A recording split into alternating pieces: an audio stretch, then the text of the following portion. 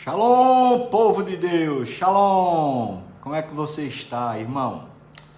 Que bênção que a gente está já no finalzinho desse mês de fevereiro. Graças a Deus estamos em paz, não é? Já estamos aqui na história de Jacó, agora seus filhos também. E que bênção, não é? Que a gente tem podido crescer na palavra do Senhor. Hoje vai ser Gênesis capítulo 38, né? E eu espero que a gente seja edificado. Como é que você está? Você está bem? Esse final de semana a gente vai ter culto também, né? No domingo, se Deus permitir, 8h30, depois às 17 horas. E pela graça de Deus, a gente vai encerrar o livro do Apocalipse, né? O panorama. Então eu espero que você esteja aqui e você possa participar caso você more aqui na região próxima da igreja, né? Nos arredores aqui na Grande Recife. Vamos lá, irmãos, nós vamos adorar o Senhor, não é? E Deus certamente ama os louvores e habita no meio dos louvores. Vamos adorar o Senhor? Boa tarde. Vamos louvar, pessoal? Vamos lá.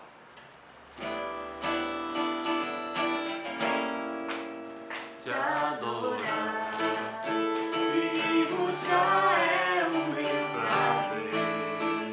Como eu quero te conhecer, cada vez mais poder sentir teu amor em meu coração. Te adorar, te buscar é o meu prazer. Como eu quero te conhecer, cada vez mais poder sentir teu amor em meu coração. Eu não poderia viver sem ti, eu jamais teria razão em minha vida sem te encontrar e conhecer teu grande amor. Senhor, minha vida pertence a ti, pois é tua mão que me dá forças pra caminhar, vivendo os teus sonhos, andando em direção ao teu coração, Jesus. Te adoro.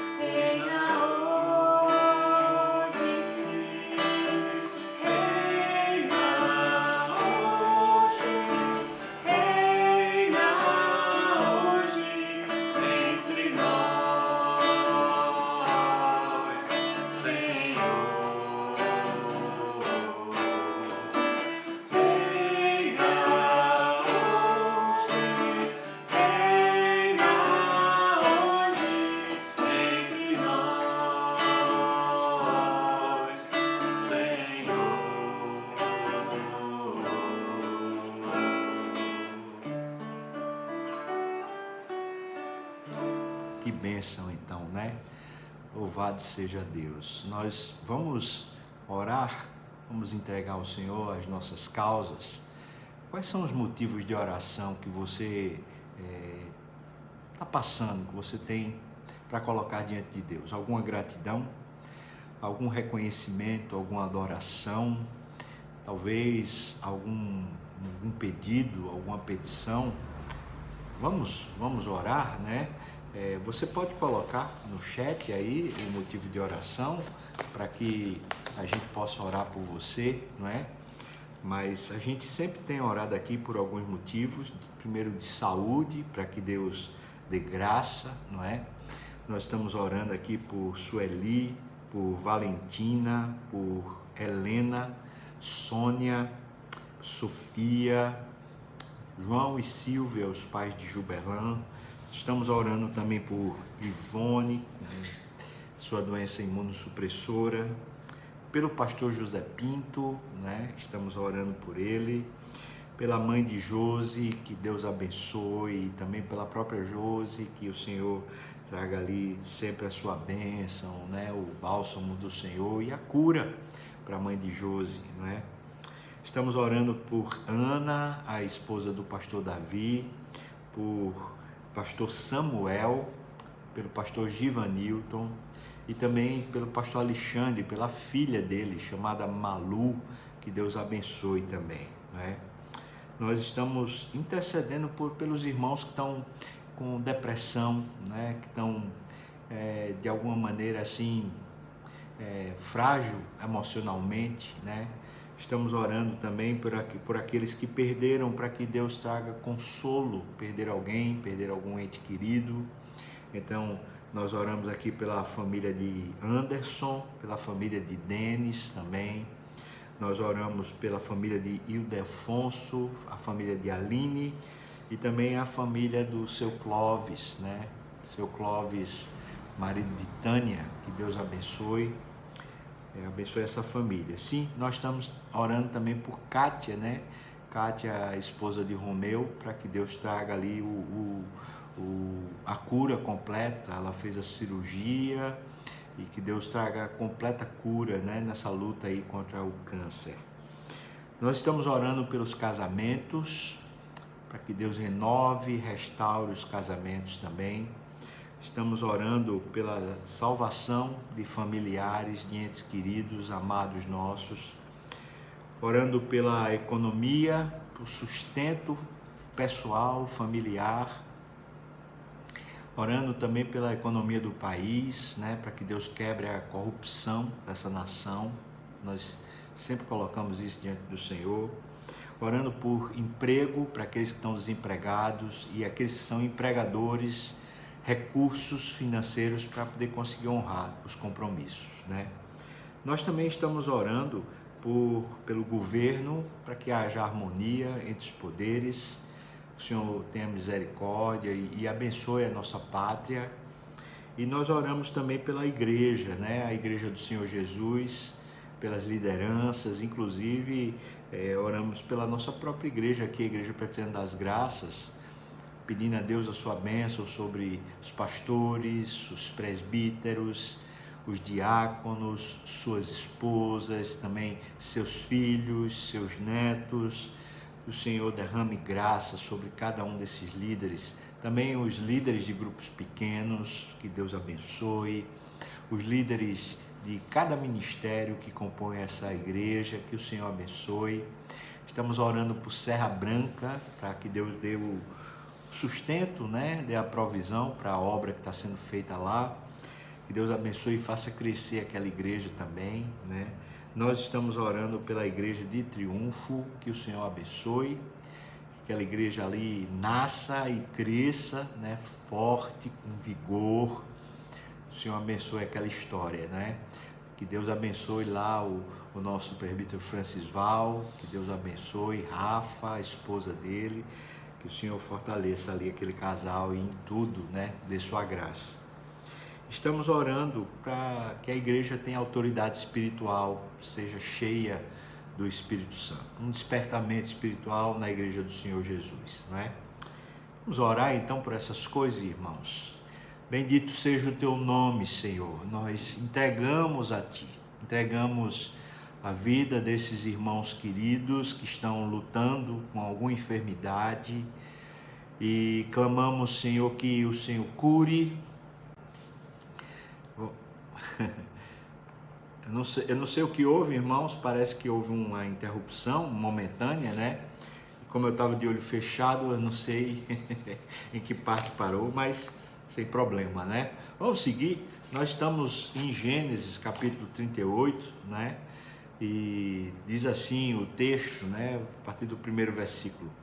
Aconteceu por esse tempo que Judá se apartou de seus irmãos e se hospedou na casa de um adulamita chamado Ira. Adulamita quer dizer que é da região lá de Adulão, onde tem as cavernas, aquele complexo lá, mais ou menos perto de Hebrom, tá certo? Aquela região ali no mapa. Ali viu Judá a filha de um cananeu chamado Sua. Ele a tomou por mulher e a possuiu. Judá não podia fazer isso, mesmo que houvesse algumas vezes costume desse tipo de situação, mas Judá não deveria tomar uma esposa cananeia, né? E ainda mais assim, né? De uma forma truculenta, né? Ele a tomou. Versículo 3 diz: ela concebeu e deu à luz um filho e o pai lhe chamou Depois diz: tornou a conceber e deu à luz um filho e este deu à mãe o nome de Onã. A história vai começando a ficar, né, interessante, porque Judá é louvor e é da tribo de Judá que vem o Messias. Mas a gente está vendo como o Senhor Jesus veio de uma estirpe, por assim dizer, que não era das melhores, não é? Não era.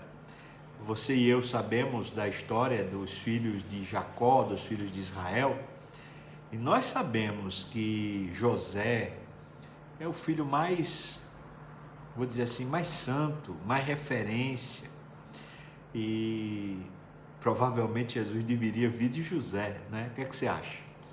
Entretanto, ele vem da tribo de Judá, né? E Judá já está aqui misturando as raças, está já casando com a cananeia e uma cananita, né? E está já tendo filhos. Então vamos lá.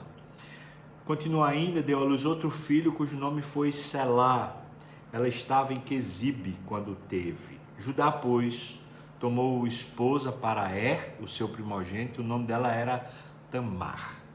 Portanto, é o filho de Judá e está tomando uma esposa chamada Tamar. Só para você não confundir, porque Davi, muitos anos depois, né, vai ter uma filha chamada Tamar. Portanto, são duas Tamar diferentes, tá bom? Porém, o primogênito de Judá, era perverso perante o Senhor, pelo que o Senhor o fez morrer. Veja só.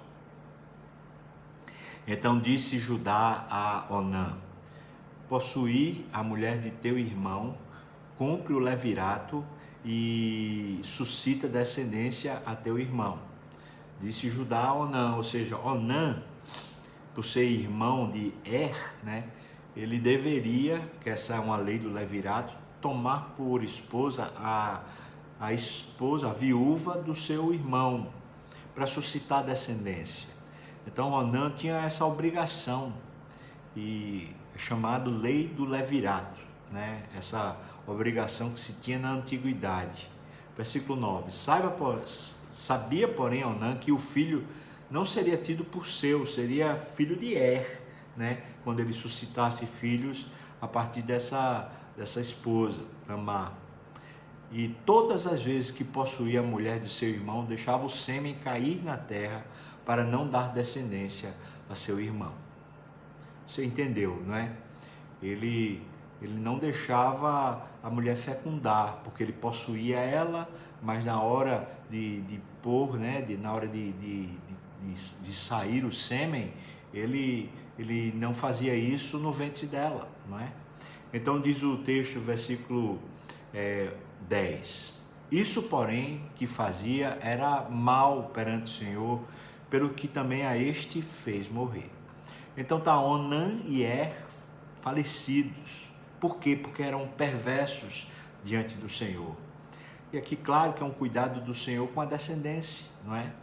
Versículo 11. Então disse Judá a Tamar, sua nora: permanece viúva em casa de teu pai, até que Selá, o meu filho, venha a ser homem. Pois disse, para que não morra também este como seus irmãos.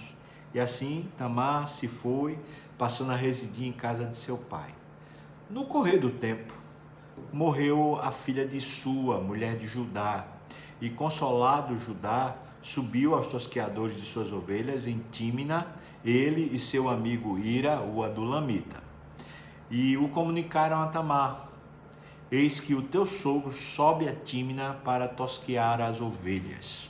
Judá, né, estava subindo a Tímina, e então Tamar, que é nora de Judá, só que nora que perdeu os 2 filhos de Judá, né, e Onã, a Tamar está se sentindo desprestigiada, porque Judá disse: olha, espera até que Selá, meu filho mais novo, ele cresça e aí ele pode possuir você. E ela está se sentindo desprestigiada, né? Porque ela está lá, vendo os dias passar e não tem marido, e está esperando por causa da lei do levirato. E o Selá, menino pequeno, então ainda tinha um tempo, né?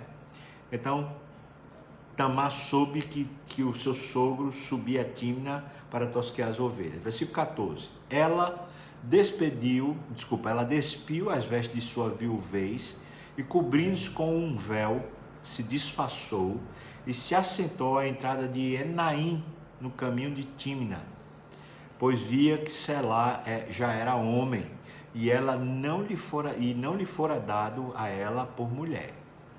Então veja só, ela está vendo que o sogro não vai honrar o compromisso, porque Selá já é homem, é como se Judá já tivesse esquecido, não é? Versículo 15. Vendo-a Judá, teve-a por meretriz, pois ela havia coberto o rosto. Interessante, né? Esse era o costume da época. Então a meretriz cobria o rosto. Então Judá, né, se dirigiu a ela no caminho e lhe disse: vem, deixa-me possuir-te, porque ele não sabia que era sua nora. Era uma prostituição, Deus abomina isso. E Judá, você vê, era um homem complicado, né? E ela respondeu: que me darás para coabitares comigo, como uma prostituta, né? Qual vai ser a paga? Versículo 17. Ele respondeu: enviar-te-ei um cabrito do rebanho. E aí perguntou ela: dar-me-ás penhor até que o mandes? Ou seja, o que é que eu vou ter de garantia? Versículo 18. Ele respondeu: que penhor te darei? E ela disse: o teu selo, o teu cordão e o cajado que seguras. Ele, pois, lhes deu e a possuiu, e ela concebeu dele. Mulher esperta, complicado a situação, truculenta, e a mulher está usando aqui de esperteza. Ela está sendo possuída pelo sogro. Isso é abominação, né? Beira o incesto, né? E ainda mais numa situação de prostituição.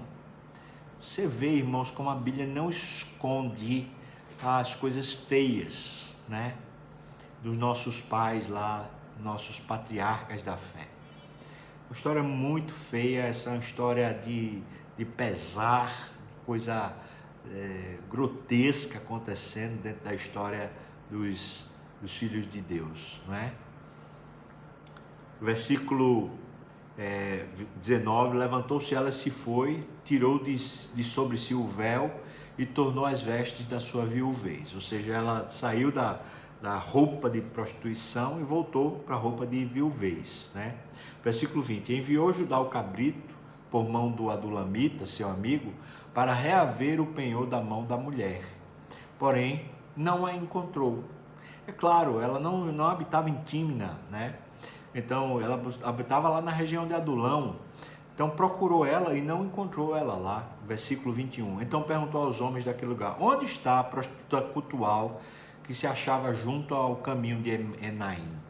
Aqui já está uma dica cultural, né?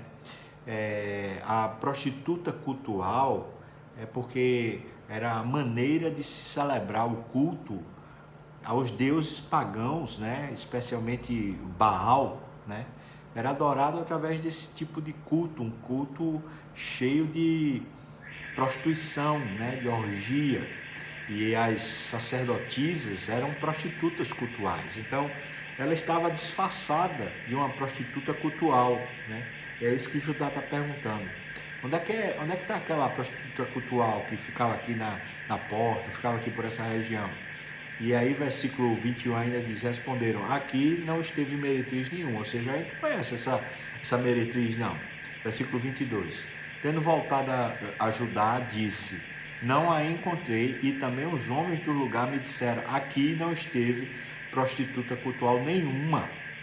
Então respondeu Judá: que ela o guarde para si, para que não nos tornemos em opróbrio. Mandei-lhe com efeito o cabrito, todavia não a achaste. Ou seja, eu estou cumprindo a minha parte, a gente não acha ela, então eu não sou culpado de não pagar a minha dívida. Não é? É isso que ele está dizendo. Versículo 24. Passados quase 3 meses, foi dito a Judá: Tamar, tua nora, adulterou, pois está grávida. A ideia de adultério, veja qual é. É a ideia de que ela tinha que esperar o Selá para ser o marido dela. Era a lei do levirato. Então, como ela estava prometida para um homem, ela não podia deitar-se com outro. Então, ela já era considerada adúltera, só na promessa.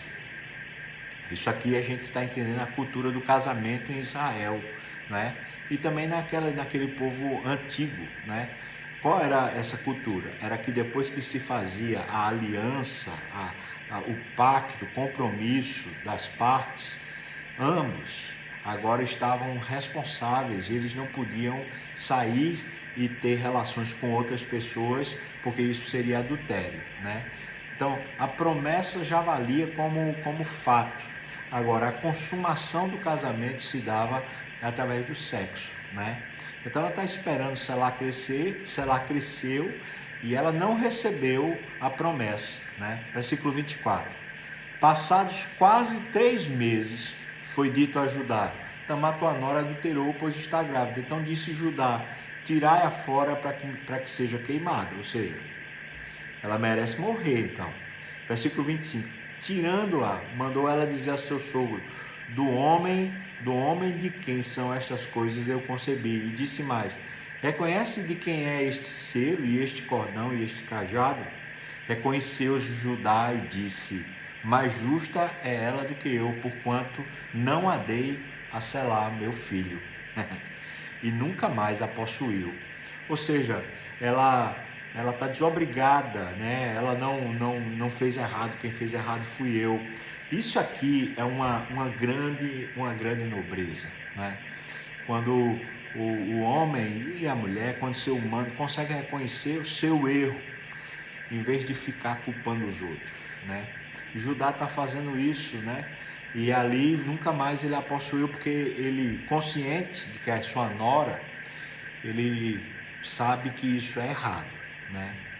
Então a gente está vendo que existe, né, nessa lição, existe graus de iniquidade no pecado, né? A prostituição, ela já é um pecado, mas uma prostituição com um familiar, no caso com o filho, com a filha, com um incesto, por assim dizer, é muito mais grave, né? A iniquidade é muito maior, né? E Judá tinha feito um ato de prostituição, mas ele não tinha noção do grau de iniquidade daquela prostituição, por isso nunca mais ele a possuiu, né? Porque ele percebeu o grau do erro que ele cometeu. O nome disso é arrependimento. É quando a gente percebe que a gente errou e, uma vez confrontado com o grau da iniquidade, do erro que cometemos, nós tomamos decisões dizendo que isso não será mais feito, isso não estará mais em mim ou comigo, né? Eu resolvi mudar, eu não vou mais viver assim. Foi o que Judá fez. Versículo 27. Aconteceu que que estando ela para dar à luz, havia gêmeos no seu ventre. Ao nascerem, um pôs a mão fora e a parteira, tomando-a, lhe atou um fio encarnado e disse: este saiu primeiro. Mas, recolhendo ele a mão, aí saiu o outro.